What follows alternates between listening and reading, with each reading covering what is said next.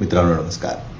सध्या महाराष्ट्रामध्ये नगरपालिका आणि नगरपंचायतीच्या निवडणुका चालू आहेत. येत्या 2 तारखेला मतदान होणार आहे. या मतदानाच्या अनुषंगाने माझी तुम्हाला विनंती आहे की तुम्ही सावध राहण्याची गरज आहे. तुम्ही हुशारीने मतदान करण्याची गरज आहे. सध्या जे महाराष्ट्रामध्ये षडयंत्र रचलं गेलेलं आहे ते षडयंत्र तुम्ही ओळखायला पाहिजे. ते ओळखूनच तुम्ही हे मतदान करायला हवं आहे.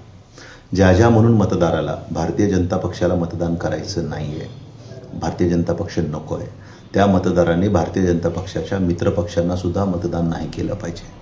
अगदी अजितदादा पवार यांच्या घड्याळीला सुद्धा मतदान नाही केलं पाहिजे आणि एकनाथ शिंदे यांच्या धनुष्यबाणाला सुद्धा मतदान नाही केलं पाहिजे.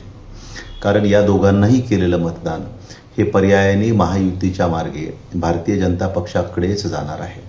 आणि मग भारतीय जनता पक्ष हे सांगणार की आमच्या महायुतीचे जास्तीत जास्त उमेदवार कसे निवडून आले आणि जास्तीत जास्त नगरपालिका आणि नगरपंचायती भारतीय जनता पक्षाच्या ताब्यात कशा आल्या.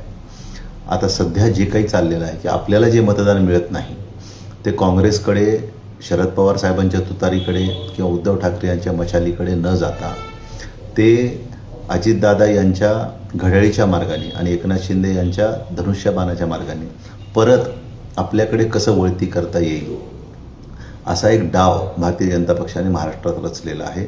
आणि या डावाला मतदारांनी ओळखलं पाहिजे आणि ते ओळखूनच मतदारांनी मतदान केलं पाहिजे. तुम्हाला जर भारतीय जनता पक्ष नको असेल तर मग तुम्ही घड्याळ आणि धनुष्यबाण हे दोन्ही हद्दपार केले पाहिजेत. आणि त्या ठिकाणी जो कोणी हाताचा पंजा असेल, तुतारी असेल किंवा मशाल असेल, याचे जे कोणी उमेदवार असतील त्यांनाच तुम्ही मतदान केलं पाहिजे. एक अशी म्हण आहे की घी कहा गया खिचडी में. म्हणजे ताटामध्ये ज्यावेळेस खिचडी वाढली जाते तेव्हा तुम्ही तूप खिचडीवर टाका किंवा ताटामध्ये टाका, ते पर्यायाने एकच होत असतं कालवल्याच्या नंतर. तसं तुम्ही मतदान घड्याळीला टाका किंवा धनुष्यबाणाला टाका, ते पर्यायाने कमळाच्याच नशिबाला जाणार आहे, हे तुम्ही लक्षात ठेवा.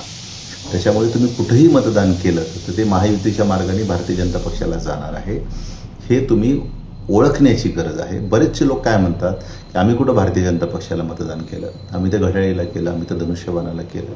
पण तुम्ही हे लक्षात घेतलं पाहिजे की शेवटी तुम्ही केलेलं मतदान पर्यायाने भारतीय जनता पक्षालाच जाणार.